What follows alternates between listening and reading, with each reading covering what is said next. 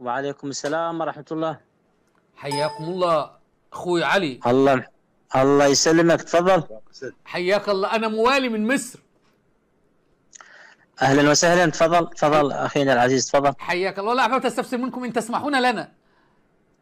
تفضل، انا بخدمتك. حياك الله. من آل البيت بايع الامام علي بعد موت النبي صلى الله عليه واله وسلم على انه امام معصوم من بني هاشم؟ من فعل ذلك من بني هاشم؟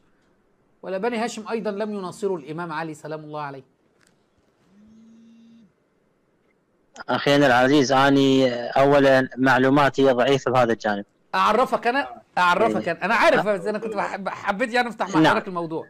الشيعة نعم الشيعة هداهم الله يعتقدون اني الشيعة شنو اعتقادهم؟ يعتقدون بالطعن في الصحابة وآل البيت. هم بس شاطرين في اللطم والتدبير، أستاذ علي الجبوري، في اللطم والتدبير والزحف والسب واللعن، لكن أي أدلة؟ القرآن الكريم 6236 آية خالي القرآن الكريم من أي عقيدة من عقائد الشيعة. السنة خالية من أي عقيدة من عقائد الشيعة. زعموا بتنصيب 12 إماما وأعطوهم صلاحيات وكل شيء بدون دليل ولا برهان. هذا الله الشيعة الإمامية يا رب. احنا معتقدنا بانه الائمه المعصومين عليه السلام لهم الخلافه بعد رسول الله صلى الله عليه وسلم. دليلك ما في دليل لا في القرآن ولا في السنة. لا، الدليل موجود، الدليل حديث الثقلين للنبي محمد صلى الله عليه واله. بص يا سماحة الأستاذ علي الجبوري، ولا دليل هينفع حضرتك. حديث الثقلين فين ان في 9 من ابناء الحسين. حديث العترة فين ان 9 من ابناء الحسين. آية الولاية فين امامة الائمة. آية التطهير فين امامة ولا حديث صدقني ولا دليل يثبت. ما ممكن واحد يقول لك حديث الثقلين، طب ما ابن عباس من الثقلين والشعب يطعنوا فيه. العباس من الثقلين الشعب يطعنوا فيه. عقيل اخو علي رضي الله عنهما، عقيل بن ابي طالب من الثقلين الشعب يطعنوا فيه. محمد بن حنفية بن الامام علي من الثقلين الشعب يطعنوا فيه.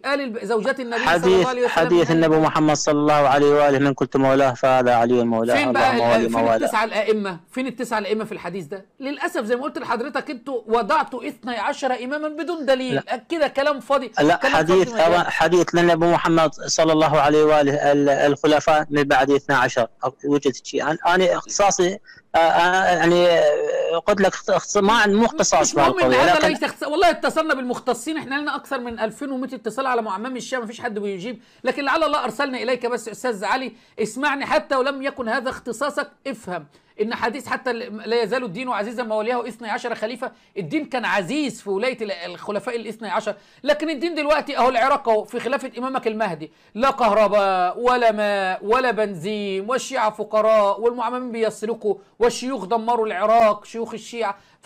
فين زمان شيخ لا يزال الدين عزيزا ما وليه 12 خليفه؟ فالدين مش عزيز في خلافه الائمه ال 12. عموما انا عايز حضرتك تفكر، ولعل الله ارسلني لكن تعيد التفكير مره اخرى استاذ علي الجبور، واتمنى ان احنا نتواصل مع بعض سويا.